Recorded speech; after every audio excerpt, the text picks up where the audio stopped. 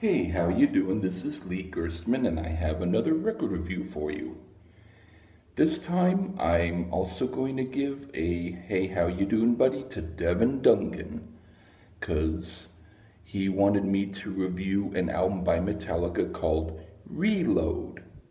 I already did Load and then so I figured okay, I'll do Reload.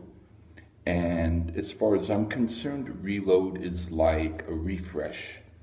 It's like if they had done that bunch of songs on Reload during the time they did the first album, the Reload might not have been as interesting. But I actually found myself feeling refreshed when I heard it. So anyway, I'll just go through the songs. The first song, Fuel. This sounds like a perfect combination of Ted Nugent and Aerosmith. This is a great song. And then The Memory Remains. If Metallica was Black Sabbath's competition back in the early 70s, this would be a song on Metallica's 1973 album. This is also really good.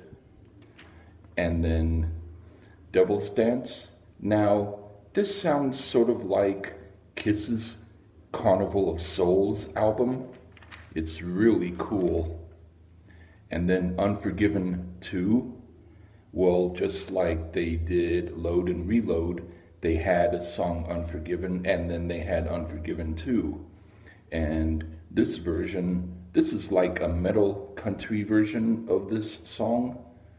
It has elements of the 70s in it, but it also sounds late 80s, kind of like Lynyrd Skynyrd and Scorpions.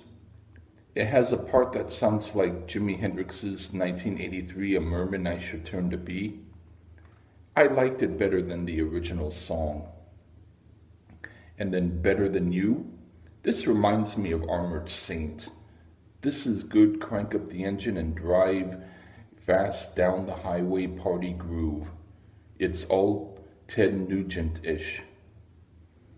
And then Slither. This has a Crocus or old Accept sound to it. It also sounds a little bit like Metallica. Very cool. And then Carpet Diem, Baby. Now we're hearing something that sounds a little bit like Frehley's Comet, though slower than they would have done it. This is really good. Maybe one of the best of the slower songs. And then Bad Seed, old Van Halen time here. Is this from the Van Halen 4 album? With no original members, but rocking better than the original group? I love this song. And then Where the Wild Things Are. This is the Bon Jovi song that should have been written by them, but wasn't. They could have done a song like this, and all the hate for them would have went away. But it drags a bit after a while, just like a Bon Jovi tune. And then Prince Charming. This could have been on Aerosmith's Rock in a Hard Place album. Ted Nugent could also have done it with Derek St. Holmes on vocals. And then Low Man's Lyric.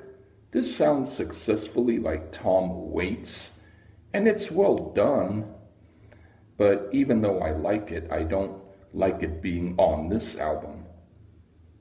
And then Attitude. This is something I could hear on Deep Purple's Come Taste the Band. This could be played on classic rock radio in my opinion. It also has a little bit of Aerosmith in it too. And then Fixer. This is like Black Sabbath and maybe a little bit like Pink Floyd's Careful with That Axe Eugene and a little bit of Ted Nugent's Stranglehold. Well, okay, so I would say that they had successfully on this album done even more of a classic rock style with maybe further elements of some folk and some other types of stuff too that were kind of hinted at on the first Load album, but were done even more on this one. So I would have to say that I definitely enjoyed this album. I can understand if people didn't like it because they are more into real heavy thrash or something, but as far as I'm concerned, the rest of us who do like that kind of stuff can hear it. Well, thank you, Devin. I appreciate you suggesting that I review this album. I hope you like it. Okay, take care.